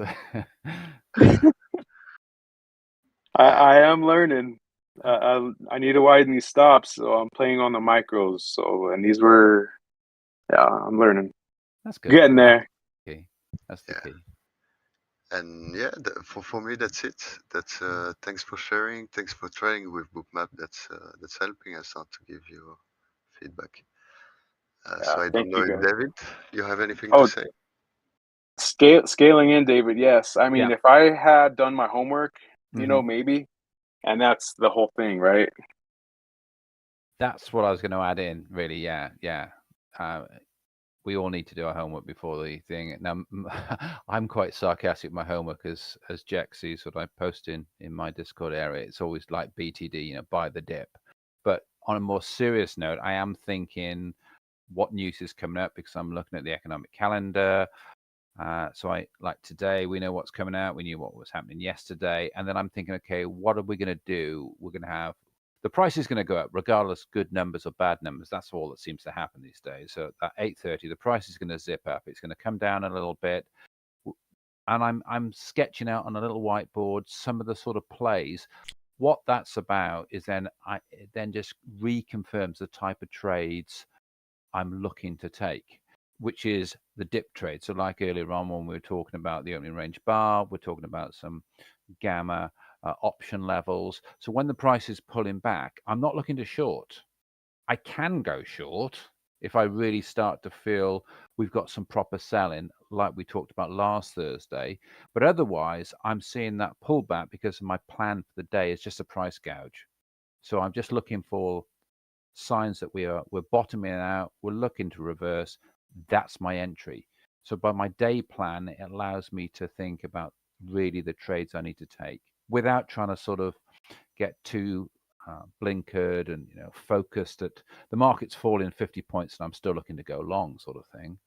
But that, you're right, if you haven't got that set up, you're making it harder for yourself, that's for sure. Oh, this is exactly the approach I've been taking recently, and it's a little bit more relaxing. Yes. Like Slowdown's been saying. Yeah. If I could answer the quick question there about scaling, and again, a second time I apologize to Stephen. I do owe him a chat, a call, a video, so let's try and do that maybe tomorrow, Stephen. I've got two ways I can do my scaling in. I've got Blackbird, which is I call it an automated trading system, and though you have to set it up to do that on Ninja, and that can take care of that and sort of scale in at particular levels. But most of the time, I do it purely on my eye. So I'm looking where if I take a single and we're getting up maybe four points, so I've got a fair bit of margin. My stop loss is probably still likely below. I then hit another market order and in I go, and I just keep looking at the chart thinking, okay, I've got X points, but it's typically, Stephen, 3 to 4 points that I've got of market money. Will I then go and throw another one on?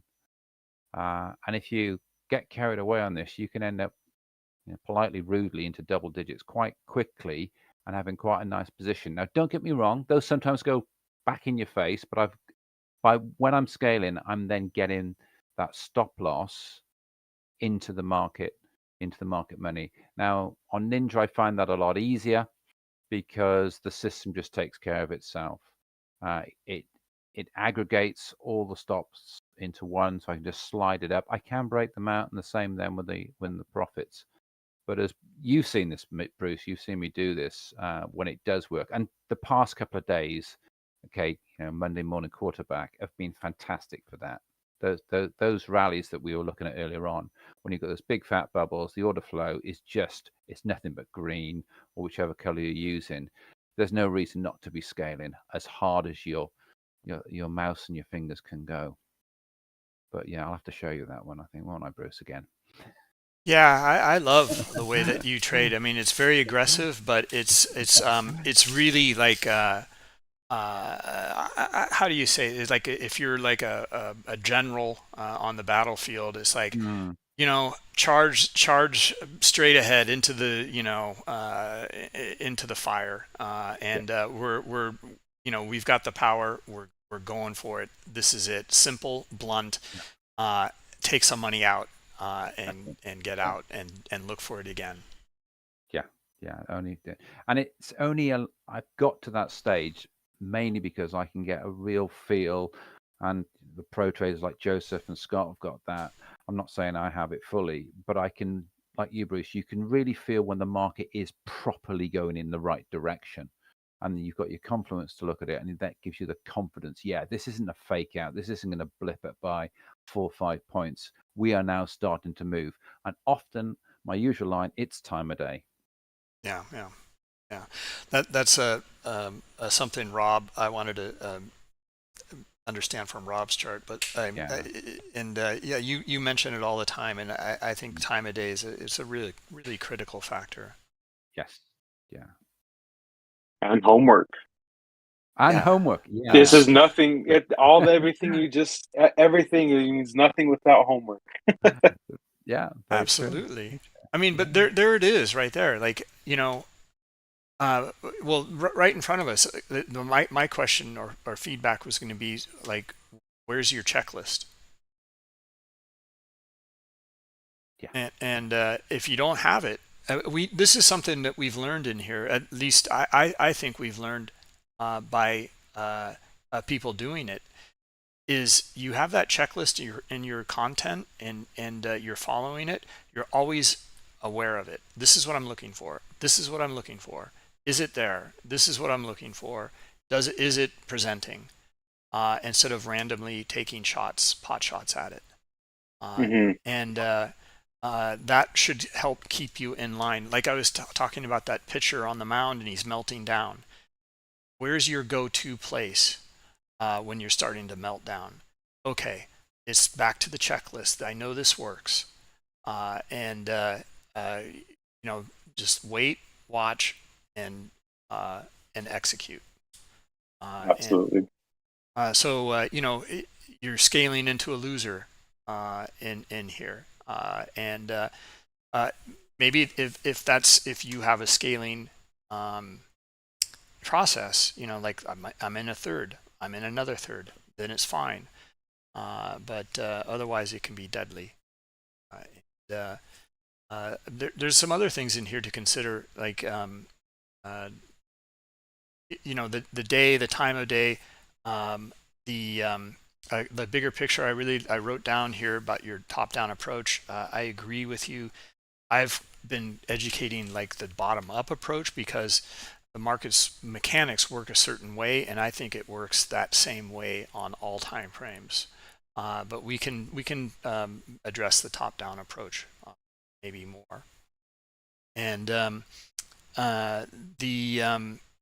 was going to say, like simple things like I've seen other traders like they're just looking at whole numbers, and they've studied it. They know what to do around those whole numbers.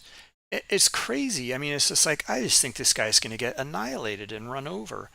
But he has a very simple way of trading around whole numbers. That's it. That's all he does. And he's able to do well with it. That's what saves him. So what is it that you have that saves you on some of these things? Like what is that kind of go to? Like Robert Rother with that simple strategy. It's just anchored VWAP. He loses, but he wins more than he loses, and he's studied it enough. He knows how much he can get out of a trade, it's. I posted a video in here we have on our insights page. I think Dan posted that one. He passed an evaluation account in 8 minutes with his strategy. However, he mentions he blew out 2 accounts previously. Okay, so it happens, and to the best. But he just continues on, and the guy's not nervous at all. He knows exactly what he's got, and he just continues to trade it again and again. So maybe that's a point that we should have here in the checklist. What's your kind of simple gauge that you're looking for? I don't know. It's just an idea or a thought, and the kind of bigger picture. If you're a VWAP trader, or if you're a point of control, or you're a pattern trader, what's your simple thing that you're kind of looking for, or your volume profile, whatever it is, and then kind of drill down more in that checklist. Mm-hmm. That's all I got. Thank you. Just thank you for sharing. Let's see here. Any last comments, DNT? Nope, you're 100% right. I mean, that's exactly it. The date on this is actually wrong on my ES open to this. I have put 8/1. This was yesterday, so my apologies for that. Yeah, but you're right. Coming down, top down. I mean, one of the easiest things that I just recently started doing is doing the anchored VWAP on a higher time frame. And it's been pretty cool to see. Integrating the anchored VWAP on a higher time frame with spot gamma levels has just been it's pretty wild to see. Well, there you go. I mean, there's your big picture filter right there. Yeah, exactly. I've been using it. It's pretty sweet. So cleaning up the charts, man, it's helped a lot. But I just need to follow it and keep doing it.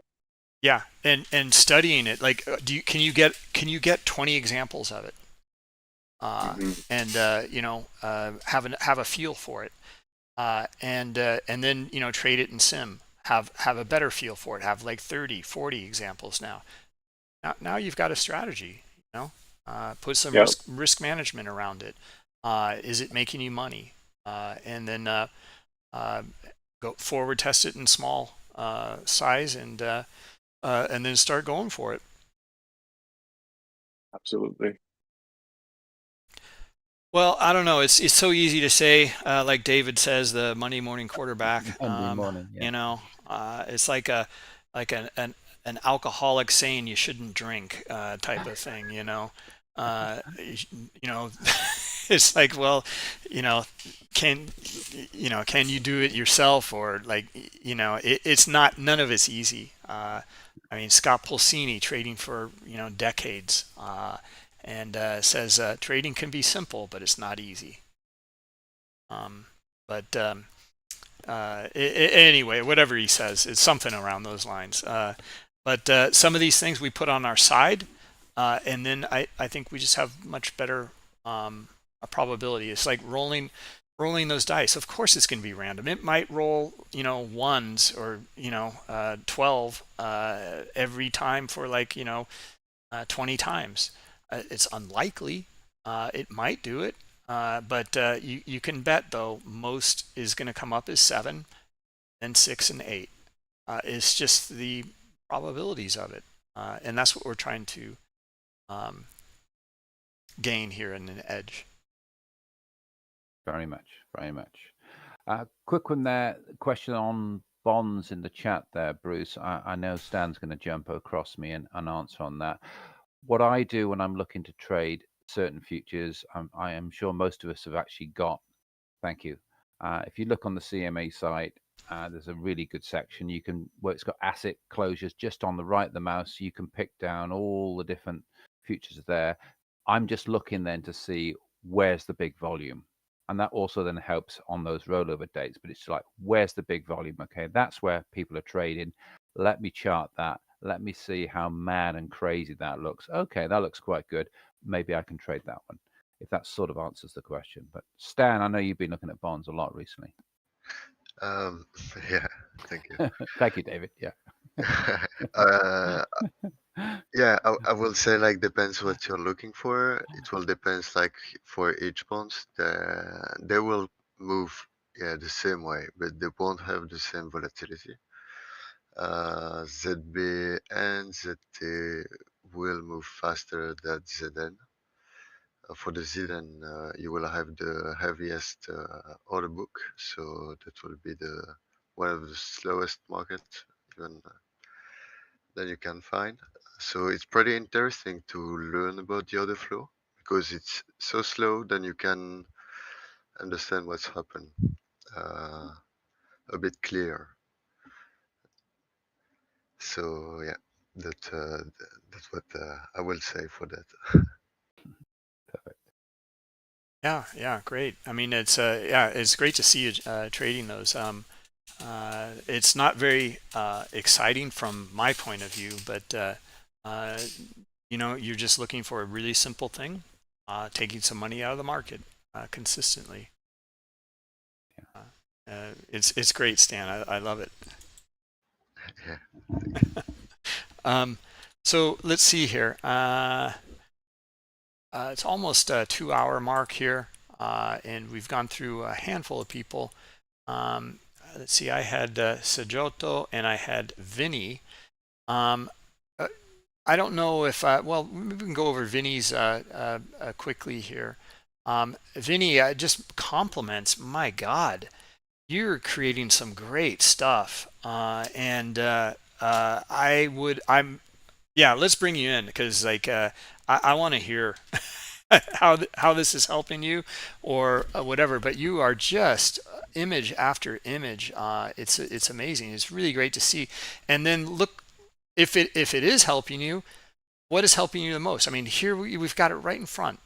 You've got your checklist. You got the date. You've got your items marked up here. You know exactly what you're looking for, and you're taking it again and again. So Vinny, open the mic for you. Hey there, Bruce. Thanks to everybody for going over your trades today. I mean, I always pick something up from everybody, but it's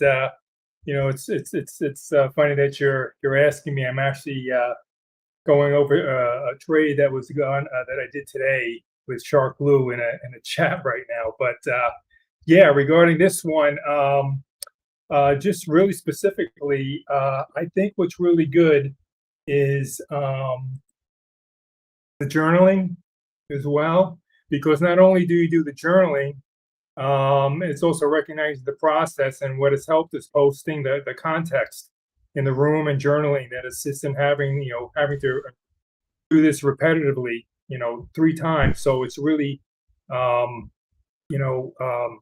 to go over it, so it makes you remember each trade that I'm doing here with you all. So I really want to thank Bookmap Academy for doing that. Yeah, this was another nice trade over here. Scotty zone support, consolidation. I'm starting to really focus a little bit more on this, on consolidation. There was a nice pattern just toward the close today. We had a bit of a spring, and it's just go on with these patterns again and again, and yeah, you're just waiting for the breakout because it's storing a lot of energy in this consolidation pattern. There was the iceberg was there too, so there was a couple of assets there that I was able to identify, and then I just you just got to wait, just like you said, Bruce. You just got to be patient sometimes and just let the process play out. Drew the Fibonacci's in, and just had higher end confidence with this, and let it ride up until the Fibonacci, instead of the 127, I just let it go to the 161, and it worked this time. Yeah, it's great. I mean, like, you're just checking all the boxes here. You got your Scotty zone, you got your icebergs, you got your icebergs consolidation, Scotty zones, you got a flag, you've got your target here, and then you're taking the trade and letting it work. Right. Yeah. Just pretty much what early on when I was in the Bookmap Academy, just before I got the blue jacket, I was getting feedback from a number of you, from David, from Jack, from Owen, and yourself, and it made me dig deeper into hey Vinny, create a checklist, and so I really have to owe it to you guys for making me do that, because it's just through repetition again, journaling in it, posting it in the room. So it just, now I'm able to go over this 3 times, and now I can see again, like the consolidate, Scotty zones, icebergs, the subchart as well, with the market pulse, CVD, VPI, giving you signals. Yeah, so all of it. So thanks. Oh, our pleasure. I mean, it's a pleasure getting all this content from you and helping us out.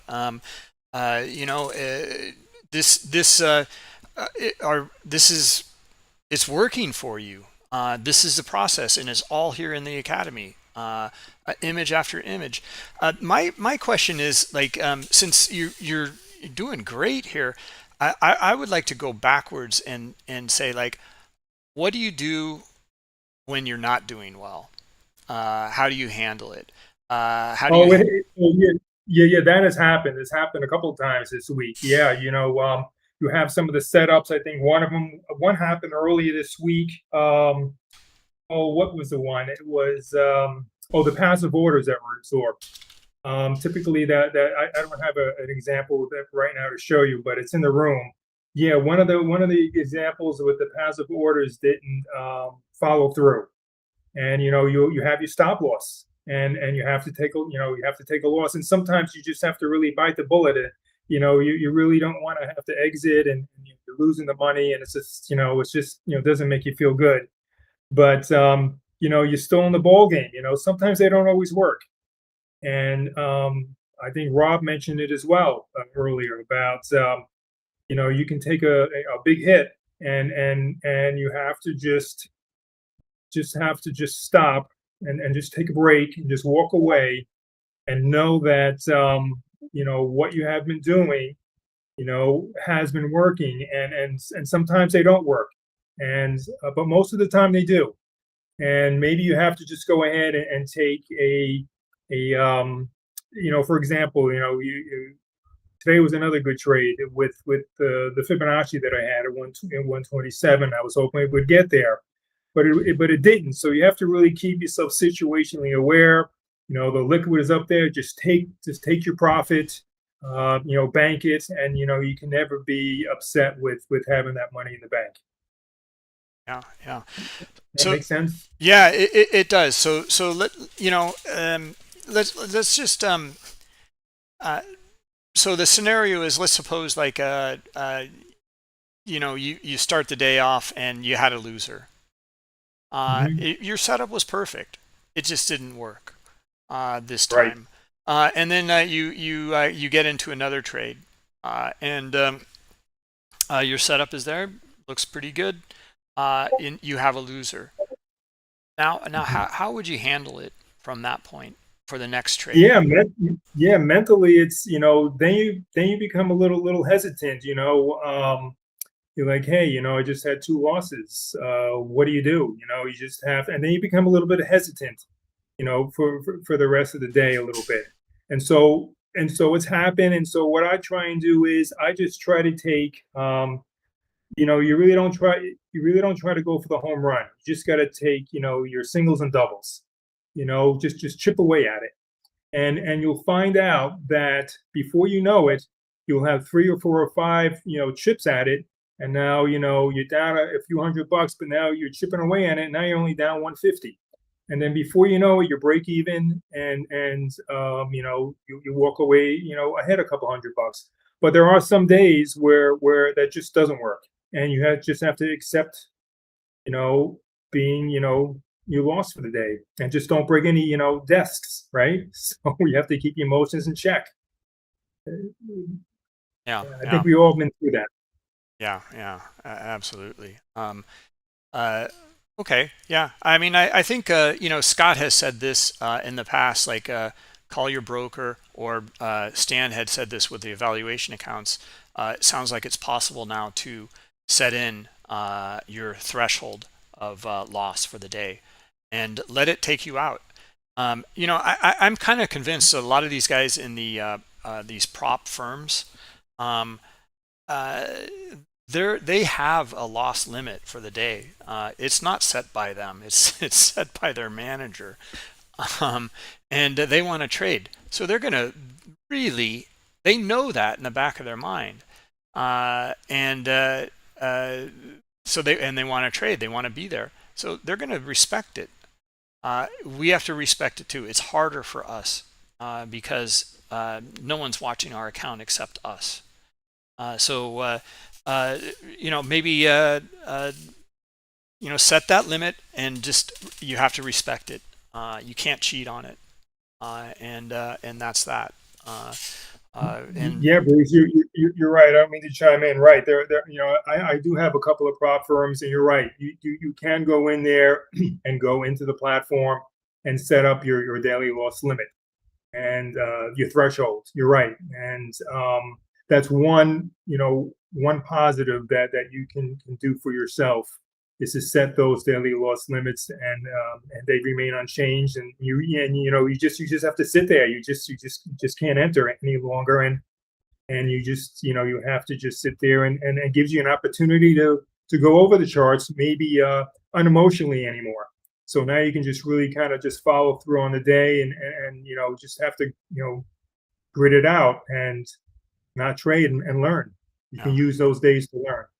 Yeah. I mean, like, think about it maybe as like I don't know. I keep on going back to this analogy of that pitcher on the mound, and he just can't pitch out of the the hole there that he's dug. Pull yourself. Okay, the coach or the manager is going to end up pulling the pitcher, but you're going to have to pull yourself out of the game when you cross that line. I think Stan gave some pretty good advice on that. That feeling when you've hit it, and respect that feeling, and it'll save your bacon. because you can just unwind and lose everything that you made, and then some on those kinds of days. One other, so I don't really have too much to say here on your, except just compliments here on your content. You got your bigger picture in here. The only thing I would say is it would be great to see you trade from the chart and see your positioning, Right. and we can give you some better feedback on the trade management. If you are trading, a different way and you can't, Slowdown had some advice there. Maybe try to take care of your trade and then jump over to Bookmap and take a trade, or use replay mode. Go in replay mode and trade it. It would just be helpful for all of us, I think, and for you. Understood. Understood. Noted. Well noted. You're right. Yeah. Thank you so much, Vinny. Let's turn it over, David. What do you got? Are you there? Is David here? My bad. My bad. Is. I was on there mute. I was on mute. Nodding off in my armchair. Usual line. Where's the runner and where's the scaling, please? Oh, is that for me? Yeah. Okay, scaling. A day like today, where the market, appreciate this is early on, but you had great data came out. Market was stonking ahead. Yeah, take the 8 points out, but where's your runner, sir? Please. Okay, this morning, Yeah. I actually didn't. I actually stayed away from the big run up. I actually took a nap because I did, because sometimes when I've learned a little bit, at least for myself, that sometimes when you have these big run ups, sometimes you just want to just jump right in and just join the crowd, right? Mm-hmm. And then you just kind of you really kind of lose a setup sometimes, and so I just, believe it or not, I just sat out, and so the only trades I made today were the ones that I posted in the room.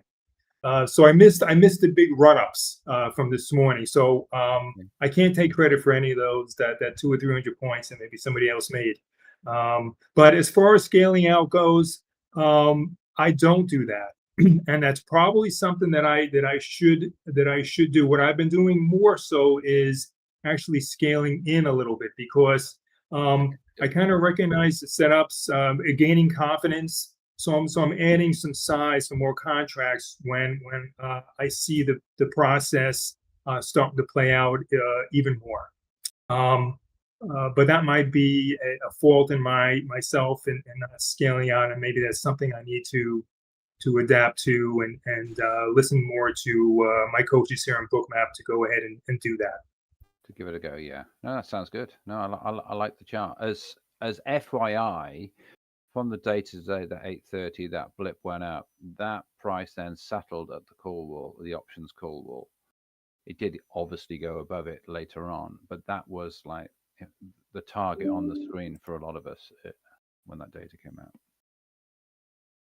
But good charting, good trading. Well done. Very good. Thank you, guys. You guys are great. Bookmap Academy is great. It is. Yeah, it's a pleasure to be part of it. Definitely. Stan, do you have any comments? Yeah. Not a lot. No, really great to see like your consistency, always looking at your checklist. Yeah, you post like a lot of trades.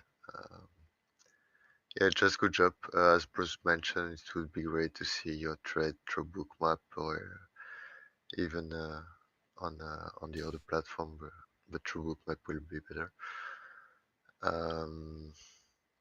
Yeah, not a lot to say. Okay. Just great job. Yeah. Thank you, Stan. Thank you. And and one other thing too. Now you won't be able to trade off of this chart, but I think you can probably get some additional insight with the Trader Map Pro or the Trader Map Lite.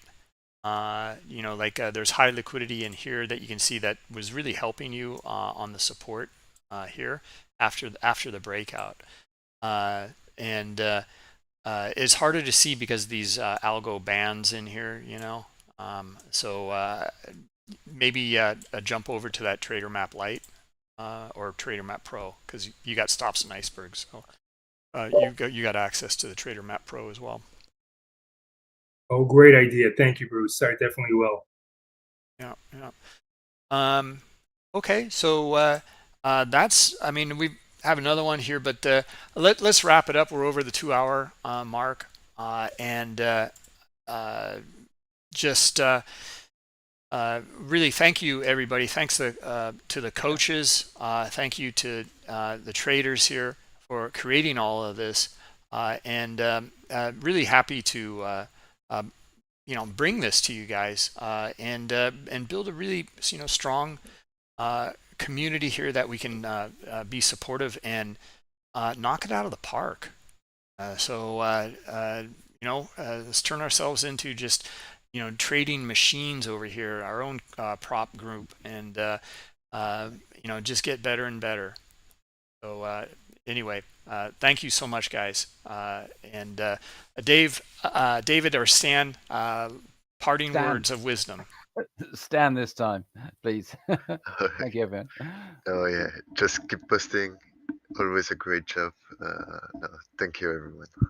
Excellent. Excellent stuff. Great weekend, everyone. Take care. Bye-bye. Bye-bye.